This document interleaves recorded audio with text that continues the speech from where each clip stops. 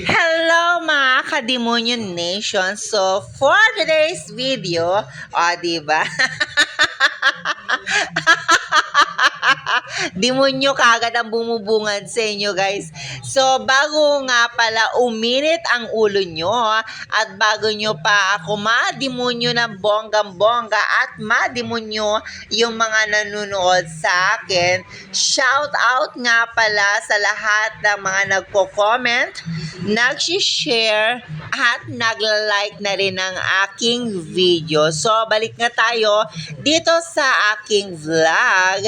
Kung maalala nyo na nung nakaraang linggo is meron akong minake-upan na 11 years old na bata. So, sumali nga siya, hindi siya sumali, isinali siya sa Muse. O, diba? So, dito lamang yan sa may Capre. So, sabi ko nga sa kanya is, nung pumunta sila dito, ang call time nila is 2:30. So, nung pumunta sila dito, ng kanyang tita is 2:40 na. O, diba? Napakagaling.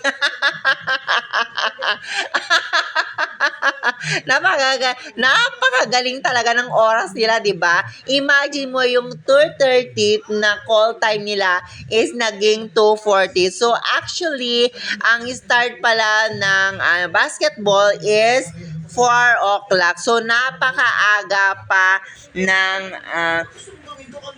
mahaba-haba ang makeup pa ang ginawa natin sa kanya. So, for today's video, hindi ko nga masyadong ginalingan ang pag-makeup sa batang ito kasi bukod sa napakaganda niya na at napakakinis ng batang ito, hindi ko siya ganon minake-upan at napakainit ng panahon na yon. Buti sana kung naka-aircon ang basketball court, o diba? So, ito na nga. At isa-isa na silang naglalakad at nagre-represent ng kanilang grupo. So, sabi ko nga sa kanya, kailangan pag naglakad lamang siya, kailangan confident, beauty with a heart. O, diba?